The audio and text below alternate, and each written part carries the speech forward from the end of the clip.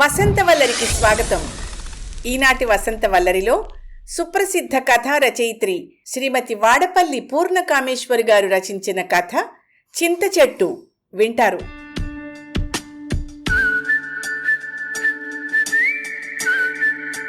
కాలం బలీయమైనది.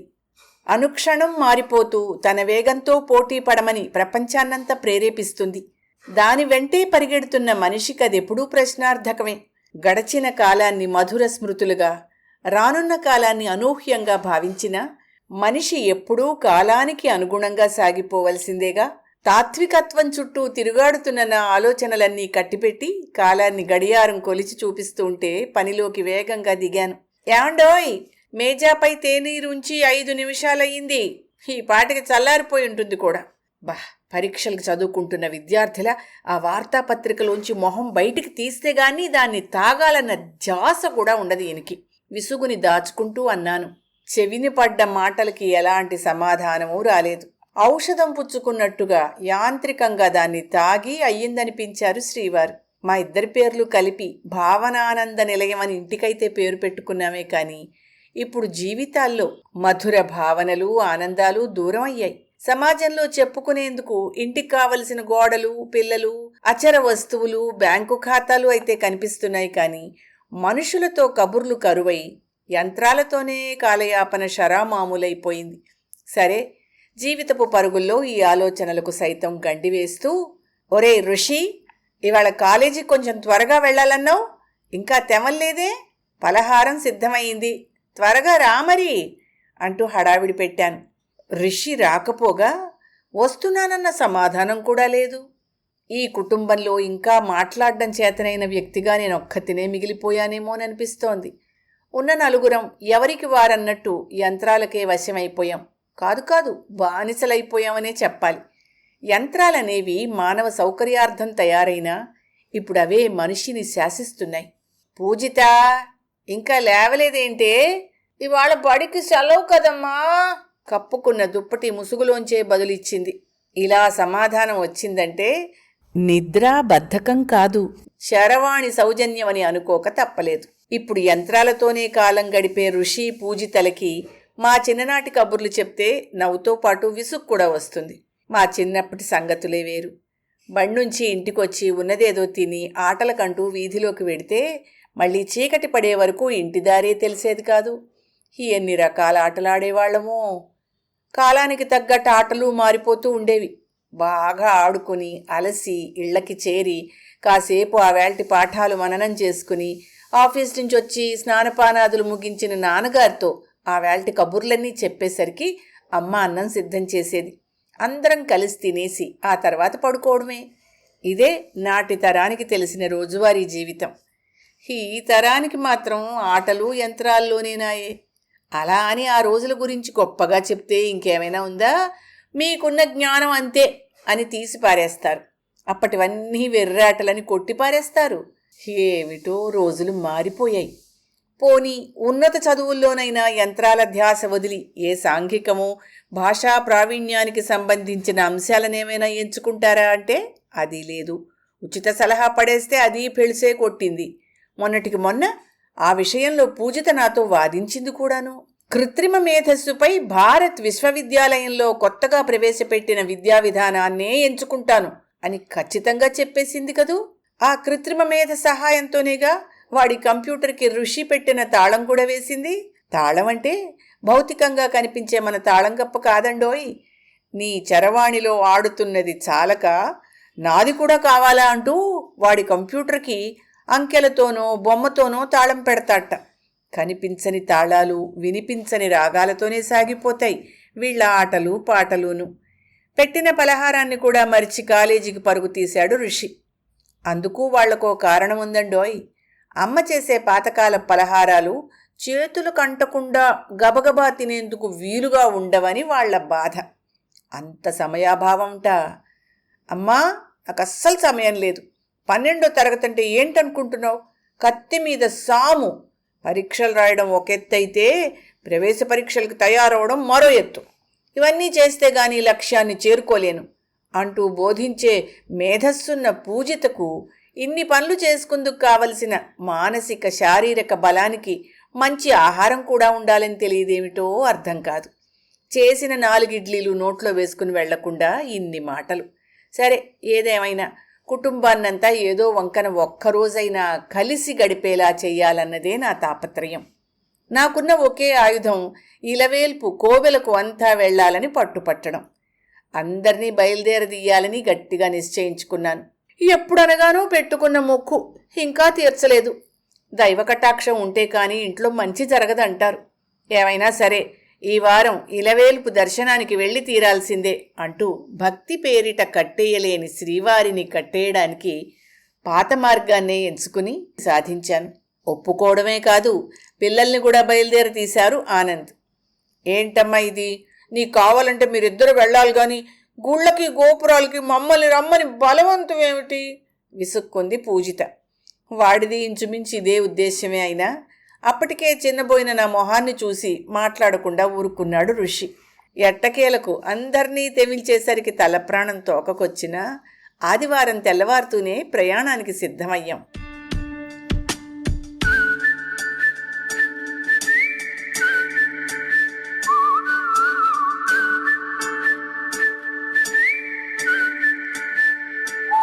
ఉదయాన్నే లేచి పలహారాలు, పళ్ళు, తేనీటికి కావలసినవన్నీ సిద్ధం చేశాను. కుటుంబం అంతా కలిసి గడపబోయే చక్కని రోజు అని లోలోపల ఆనందంగా ఉంది నాకు. భావన, నా చరవాణిని ఇంట్లోనే ఉంచేస్తున్నాను, గుళ్ళోకి ఎలాగూ తీసుకెళ్ళనివ్వరన్నావుగా? సెలవిచ్చిన శ్రీవారి మాటలకి సంతోషం కలిగింది. అందరం 4 చక్రాల వాహనంలో ప్రయాణమయ్యాం. చరవాణి కానీ మరే ఇతర సాంకేతిక యంత్రాలను కానీ తీసుకురాకూడదని ఈ ప్రయాణానికి నేను పెట్టిన నిబంధనని అందరూ పాటించారు. ప్రత్యామ్నాయంగా వారికి ఇష్టమైన వస్తువులు తెచ్చుకున్నారు పిల్లలిద్దరూ. డిజిటల్ కెమెరాను చేతపట్టి ప్రకృతిని ఆస్వాదించడం మొదలెట్టింది పూజిత. తనకిష్టమైన కిషోర్ కుమార్ పాటల్ని తెచ్చుకున్నాడు ఋషి. యంత్రాలతోనే జీవితం గడిపేవారికి తమకంటూ కొన్ని ఇష్టాలున్నాయని అప్పుడే గ్రహించారు. భార్య పక్కనుండగా ఆమెతో గడిపే ఆ క్షణాలను, ఆ నిశ్శబ్దంలో వారు పంచుకునే మధురానుభూతులను చాలా కాలం తర్వాత పొందుతున్నాడు ఆనంద్. 70ల నాటి కిషోర్ కుమార్ పాటల హుషారుతో ఉత్సాహంగా సాగిపోతోందా ప్రయాణం. దైవదర్శనం మాట అటుంచి నలుగురం సంతోషంగా గడపడానికి కావలసిన సమయమే సుఖజీవనానికి ఇంధనమైతే దాని ఖర్చు వాహనానికి ఖర్చయ్యే ఇంధనం కంటే ఎంతో తక్కువే కదా అనిపించింది. శ్రీవారిని అలా ఆనందంగా చూస్తున్నప్పుడు నా ఆలోచనలన్నీ సాగిపోతున్న వాహన వేగంతో పోటీ పడుతూ కాలగమనంలో గతంగా మిగిలిపోయిన పాత రోజుల్లోకి వెళ్ళాయి. నా భవితవు నీవు, నా మధుర భావనవు, భావనల కొలను నీవు అంటూ ఇప్పుడు మాట్లేరానట్టున్న శ్రీవారి అప్పటి మాటలు గుర్తుకు రావడమే కాక చీర చెంగుని ఆసరాగా చేసుకుని చిట్టడుగులు వేస్తూ నడకలు నేర్చిన చిన్నారుల తొలి అడుగులు కళ్లల్లో మెదిలై. ప్రతి ఏడూ ఊళ్ళో గడిపిన సంక్రాంతి పండుగ సంబరాలు, గొబ్బెమ్మలు, గంగిరెద్దులు, పిండి వంటలు, భోగి మంటలు, తలంట్లు, కొత్త బట్టలు కళ్లల్లో నిలిచాయి. ఒకటేమిటి, ఎన్నెన్నో మధురానుభూతులతో ఊరు నుంచి మూటకట్టుకొచ్చి మనసులో పదిలంగా దాచుకున్న సంతోషాల ఊహలలో మునిగి తేలుతూ ఉండగా అల్పాహారానికి వాహనాన్ని ఆపారు శ్రీవారు. జంబుకాన పరిచి చేసుకొచ్చినవన్నీ అందరికీ పళ్ళాల్లో సర్దిచ్చాను. ఇదేంటమ్మా, ఇవాళ కూడా ఇడ్లీనా? పూజిత మొహం చిన్నపోయింది. నిన్ననే తాజాగా వేయించి చేసిన కారపొడిలో నెయ్యేసి తెచ్చాను పూజిత.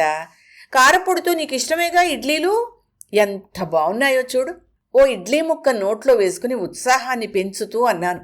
వేరేదేమీ లేదా? అన్నయ్యకి ఇష్టమని నిమ్మకాయ పులిహార చేశాను, పోనీ అత్తింటావా? ఇప్పుడు అవేవి తినాలని లేదు అన్నాడు ఋషి. ఏ బర్గరో పిజ్జానో అయితే ఈ పాటికి గెంతులేసుకుంటూ తినేసేవారు. ఉదయం 4 గంటలకి లేచి చేశాను. మనిషి శ్రమకి విలువలేదు, కష్టపడి సంపాదించిన భోజనానికి విలువలేదు. చేసుకొచ్చినవన్నీ నేను మాత్రం తృప్తిగా తింటాను అనుకుంటూ పళ్ళెంలో పెట్టుకున్నాను. ఆయన మాత్రం ఏమీ మాట్లాడకుండా కావలసింది తినేశారు. మళ్ళీ ప్రయాణం కొనసాగించాం. ఆ త్రోవ పొడవున చిట్టడువులు, చిన్న చిన్న సెలయేళ్లతో ప్రకృతి అందాలు కనువిందు చేస్తున్నాయి. నాన్నా, ఇక్కడ ఏదో పెద్ద చెరువుంది. దూరంగా కొండల నుండి వస్తున్న సెలయేళ్ల గలగలలు, పక్షుల కిలకిలలు వినిపిస్తున్నాయి. ఈ ప్రదేశం ఎంతో బాగుంది నాన్నా, కాసేపు ఆగుదాం అన్నాడు ఋషి. అందరం దిగి తలోవైపు నడుస్తూ ప్రకృతిని ఆస్వాదిస్తున్నాం. తెచ్చిన కెమెరాలో కళ్లకు కనిపించిన ప్రతి అందాన్ని బంధిస్తోంది పూజిత. శ్రీవారితో నేను పాత జ్ఞాపకాలను నెమరు వేసుకుంటూ ఒకవైపు నడుస్తూ ఉండగా పక్షుల కువకువల రవములను వింటూ గుబుర్లలోకి సాగిపోతూ మరోవైపుకు నడవసాగింది పూజిత. కొంత దూరంలో పూజితకు అక్కడే నివసిస్తున్న ఒక అవ్వ కనిపించిందిట. అవ్వా, నీ ఫోటో తీసుకోనా? ఉత్సాహంగా అడిగిందిట పూజిత. ఒళ్లంతా ముడతలు పడి 5 అడుగుల పొడుగుండే అవ్వ వంగిపోయి 3 అడుగులే కనిపిస్తోందిట. చేతికర్ర ఆసరాతో నడుస్తోందిట.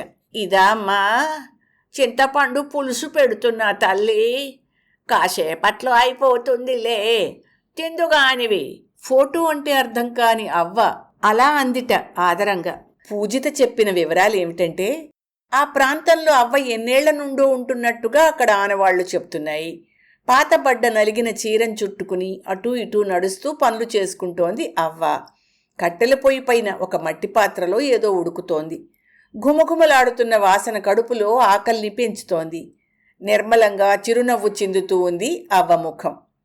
అవ్వా, ఇక్కడ ఇంకెవరూ ఉన్నట్టు లేదే, నీకెవరూ లేరా? ఈ చెట్ల మధ్యలో నువ్వు ఒక్కత్వే ఉంటావా? నీకు భయమయ్యదా అవ్వా? అవ్వను ఆసక్తితో ప్రశ్నల వర్షం కురిపించింది పూజిత. ఈ అమ్మని ఈడనుంటున్న నాకు భయం ఎందుకమ్మా అంటూ చింత చెట్టును చూపిందిట. తను నిలబడున్నది ఆ చెట్టు ఛాయలో అని అంతవరకు తెలియలేదు పూజితకి. ఈ తల్లి నీడనే బతుకుతున్నాను, ఇది చల్లని నీడనిస్తుంది. చిగురించినప్పుడు ఇంత పచ్చడి నూరుకుంటే సరిపోతుంది. కాలం సాగిపోయి ఈ తల్లి కొమ్మలన్నీ కాయలతో నిండిపోతాయి. ఎండకెండుతూ కిందకి రాలితే దోరగా పండిన కాయలతో కూసంత పులుసు పెట్టుకుంటే నా జానడు పొట్ట నిండిపోతుంది తల్లి. ఈ చుట్టుపక్కలంతా ఏ కాలానికి ఆ కాయలు కాస్తాయి.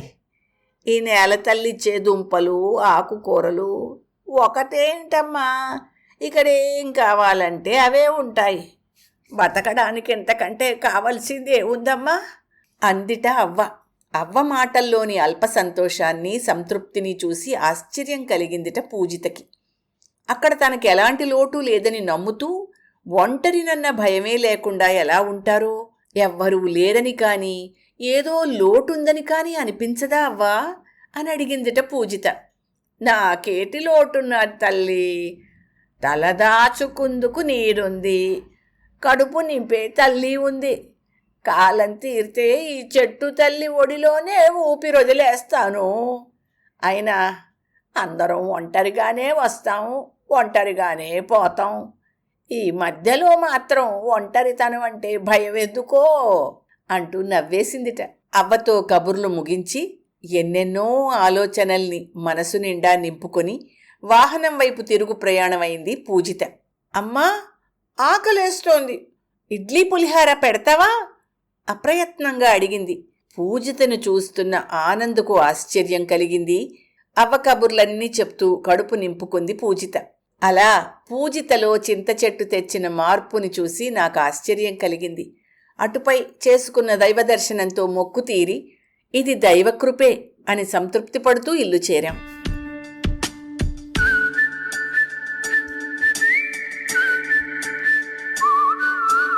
రెండేళ్లు ఇట్టే గడిచిపోయాయి. ఆషాఢమాసం వచ్చింది. మామయ్య గారికి సుస్థి చేసి కొన్ని రోజులకే కాలం చేశారు. ఆయనతో గడిపిన అనుభూతులే పిల్లలకు ఆస్తులయ్యాయి. ఎందుకంటే మామయ్య గారు పోయిన సంవత్సరమే ఎన్నేళ్ల తర్వాతో మేమంతా కలిసి ఊరు వెళ్ళాం కాబట్టి. నాన్నా, ఈ ఏడు పండక్కి వెళ్దామా? ఎప్పటికప్పుడు పండక్కి రామంటూ భీష్మించుకునే పిల్లలు ఆ మాట అనడమే తడవుగా ప్రయాణమయ్యాం. ఇది చింత చెట్టు మహిమే అనుకున్నాను. సంక్రాంతి పండక్కి వారం రోజులు ముందుగానే వెళ్ళి ముక్కనుమనాడు తిరుగు ప్రయాణమయ్యాం. అన్నాళ్ళు ఊళ్ళోనే గడిపాం. తాతయ్య, కనకాంబరం మడి పక్కనే ఆ మల్లెతీగ మొదలుందిగా, ఎరువేసి దాని చుట్టూ పాదు కట్టి నీరు పెడతాను అంటూ తాతగారితో సమానంగా ఇంటి చుట్టూ వేసిన మొక్కలతోనే కాలక్షేపం చేసేది పూజిత. మంకెన పువ్వుని ఎరగని పూజిత మొదటిసారి దాన్ని చూసి మురిసిపోవడం నాకింకా కళ్ళల్లో తాజాగా ఉంది. ఇవాళ ఆకుపచ్చ సంపెంగ పువ్వు పూసుంటుంది, ఇక్కడి దాకా వస్తోంది ఆ సువాసన అంటూ నిమ్మకు నీరు పెడుతూ మామయ్య గారు అన్నారు.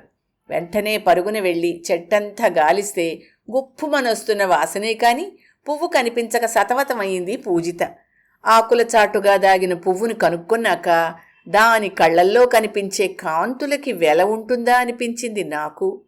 అలా జరుపుకున్న పండగ తర్వాత మరో సంక్రాంతికి మామయ్య లేరు. మనసు కంటే వేగంగా ప్రయాణించే సాధనం ఏదీ లేదంటారే కాని కాలం అంతకంటే వేగంగా ప్రయాణిస్తోందని నమ్మక తప్పట్లేదు. అలా గిర్రున తిరిగిపోతున్న కాలచక్రంతోనే సాగిపోతోంది మానవాళి. అలాంటి చక్రవ్యూహంలో చిక్కుకున్నా కొన్ని మార్పులు అభిలషణీయం. అదే ఇకిగాయ్ అనిపించింది. జపాన్ దేశం ప్రబోధించిన శతాబ్దం నాటి తత్వం ఇకిగాయ్. జీవితాన్ని మెరుగుపరుచుకోవాలని ఎందరో మహనీయులు ఆ తత్వాన్ని వెలుగులోకి తెస్తూ ప్రపంచానికి పంచుతున్నారు. తానెంచుకున్న వాటికి దూరం అవ్వకుండా ప్రపంచంతో మమేకమవుతూ స్వయంగా ఆనందాన్ని పొందుతూ మనిషి ముందుకు సాగిపోవడానికి సహాయపడే తత్వాన్నే ఇకిగాయ్గా అభివర్ణించొచ్చు. జీవించడానికి ఒక కారణం అనే కొన్ని అంశాల అతివ్యాప్తిని సూచిస్తుంది ఇకిగాయ్. మనిషి తన అభిరుచిని వీడక వృత్తితో పాటు దాన్ని లక్ష్యంగా చేసుకుని రెండింటినీ సాధిస్తూ సాగిపోతే అర్థవంతమైన జీవితానికి దారి తీస్తుందని ఇకిగాయ్ చెప్తుంది. ఈ ఇకిగాయ్ సూత్రాన్ని అనాయాసంగా అవలంబిస్తూ ఆ అవ్వ చింత చెట్టు నీడనే జీవనపథంగా చేసుకుని సంతృప్తితో బతుకుని అర్థవంతం చేసుకుంది. ఆ చింత చెట్టు ప్రభావం మా ఇంటా లేకపోలేదు. పెరట్లో పిల్లలు నాటిన మొక్కలు పూస్తున్నాయి. ప్రహరీ గోడ పక్కగా పెట్టిన చింత చెట్టుకి చిగుళ్ళొస్తున్నాయి. ఉదయాన్నే లేచి సూర్యోదయాన్ని చూడడమే రిషి నిత్యకృత్యమైంది. పూజిత ప్రకృతితోనే ఎక్కువ సమయాన్ని గడుపుతోంది. భావనానంద నిలయం ఇంటికి సార్థక నామధేయమైంది.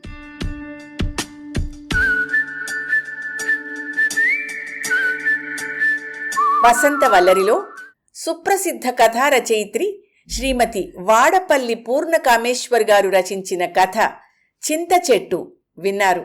ఈ కథ డిసెంబర్ 1, 2025 నాటి జాగృతి వారపత్రికలో ప్రచురితమైంది. కథ శ్రద్ధగా విన్నారనుకుంటాను. అయితే ఈ కథలో పూజిత హాబీ ఏమిటో చెప్పండి చూద్దాం. కామెంట్ బాక్స్లో తెలియచేయండి. వసంతవల్లరిలో ఇవాల్టి కార్యక్రమం మీకు నచ్చిందని ఆశిస్తున్నాను. అందుకే లైక్ చేసి మీ మిత్రులకు బంధువులకు లింక్ను షేర్ చేసి మీ అమూల్యమైన అభిప్రాయాన్ని నాకు కామెంట్ బాక్స్లో తెలియచేయమని, వసంతవల్లరికి సబ్స్క్రైబ్ చేయమని విన్నవించుకుంటూ మీ వసంతలక్ష్మి అయ్యగారికి సెలవు మరి. Thank you. వసంతవల్లరి మిత్రులు, శ్రేయోభిలాషులు, వీక్షకులు, శ్రోతలు అందరికీ ఒక విజ్ఞప్తి. గతంలో లాగానే ఎప్పటికప్పుడు నా కథలను విని స్పందన తెలియచేయమని కోరుతూ, నేను చదివిన కథ మీకు బాగా నచ్చినట్టయితే తప్పకుండా హైప్ ఆప్షన్ నొక్కి నన్ను ప్రోత్సహిస్తారు కదూ.